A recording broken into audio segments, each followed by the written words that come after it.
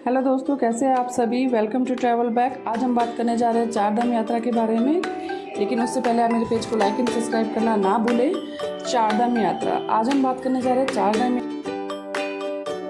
यमुनोत्री, गंगोत्री, केदारनाथ और बद्रीनाथ। मैं आपको बताऊंगी कि चारधाम यात्रा कैसे करनी है, यात्रा कुल कितने दिनों की होती है, यात्रा कितने किलोमीटर की होगी, कैसा कैसा हमारा रूट होगा, कैसा स्टे होगा, कहाँ में खाने पीने की क्या व्यवस्था होगी, बड़े बूढ़े अगर हमारे साथ है तो उनके लिए क्या व्यवस्था होगी, रजिस्ट्रेशन कैसे होगा।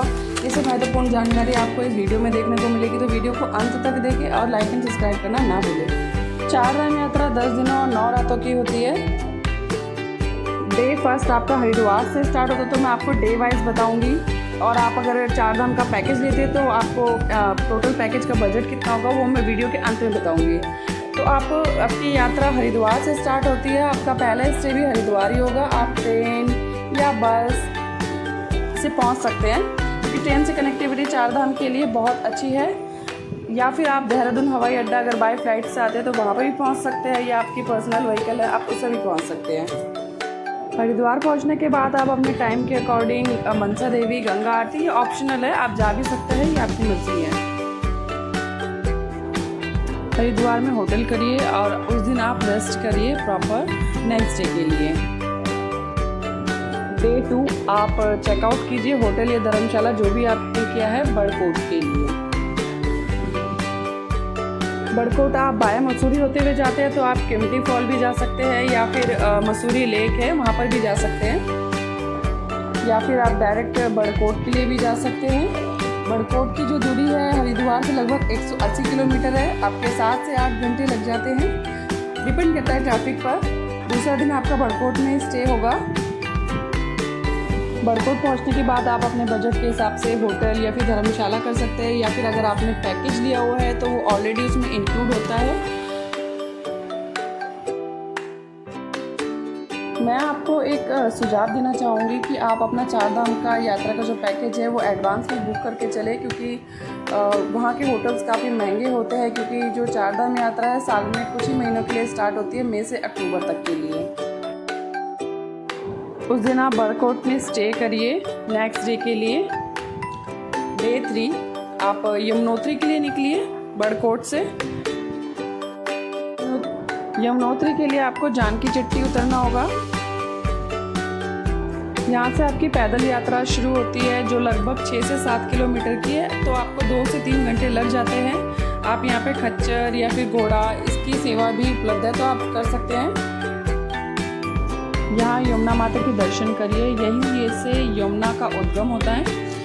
और आप जमुनाबाई कुंड टेम्पल भी जा सकते हैं। दर्शन के पश्चात आप वापस जानकी चट्टी जाइए और सेम डे ही आपको बड़कोट वापस जाना है।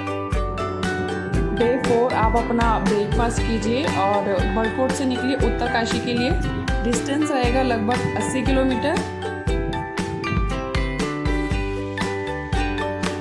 तो लगभग आपको 6 से 7 घंटे लग जाते हैं, डिपेंड करता है आपके ट्रैफिक पे। तो आपका 4th स्टे जो होगा उत्तरकाशी होगा। तो अपने बजट के हिसाब से होटल करिए एंड उत्तरकाशी में ही स्टे करिए। डे 5 आपको गंगोत्री के लिए निकलना है। यहाँ पे आप गंगोत्री टेम्पल जाइए, गंगा माता के दर्शन करिए। यहाँ पे आपको ट्रैकिंग की कोई आवश्यकता नहीं होगी। ट्रैकिंग सिर्फ 2 जगह है, यमुनोत्री एंड केदारनाथ। आपने जो गाड़ी बुक की होगी यही आपको घुमाने के लिए ले जाएगी। तो आप यहाँ पे विश्वनाथ टेम्पल वो देख सकते हैं, या फिर यहाँ पे दूसरा है शक्ति टेम्पल, उसको भी देख सकते हैं। साइट सीइंग करने के बाद आपका उत्तरकाशी में ही स्टे होगा, तो आप अपने बजट के हिसाब से होटल करिए और उस रात वहीं स्टे करिए। डे 6 आपको उत्तरकाशी से निकलना है गुप्तकाशी के लिए। डिस्टेंस रहेगा लगभग 220 किलोमीटर और लगभग आपको 8 से 9 घंटे लग जाते हैं, डिपेंड करता है ट्रैफिक के ऊपर। तो आप उस दिन रेस्ट करिए, या फिर रास्ते में आपको अर्धनारीश्वर मंदिर मिलेंगे तो उसके दर्शन करिए। अपने बजट के हिसाब से होटल करिए एंड उस रात आप गुप्तकाशी में ही स्टे करिए।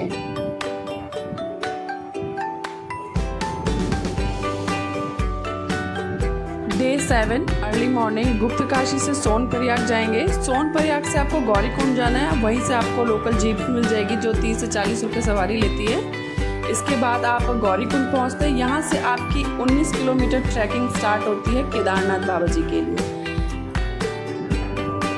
यहाँ आप केदारनाथ के दर्शन करिए। आप ट्रैकिंग के लिए खच्चर भी अवेलेबल है, हेलीकॉप्टर की सेवा भी अवेलेबल है, तो आप जैसे मर्जी जा सकते हैं। आपको हेलीकॉप्टर के जो लिंक है जहाँ से बुकिंग आपको करनी है वो आपको मैं डिस्क्रिप्शन में दे दूँगी, आप वहाँ से देख सकते हैं। यहाँ तक कोशिश करिए कि ट्रैकिंग जो है वो मॉर्निंग में स्टार्ट करिए ताकि आप रात तक नीचे आ जाए, क्योंकि होटल के ऑप्शंस केदारनाथ के ऊपर बहुत ही कम है और जो भी होते हैं मोस्टली सीज़न के टाइम बुकड होते हैं, तो नेटवर्क भी इशू होता है, काफ़ी बहुत प्रॉब्लम हो जाती है कई बार। तो आप उसी दिन नीचे आने की कोशिश करिए और गुप्तकाशी में ही आपका नेक्स्ट डे होगा।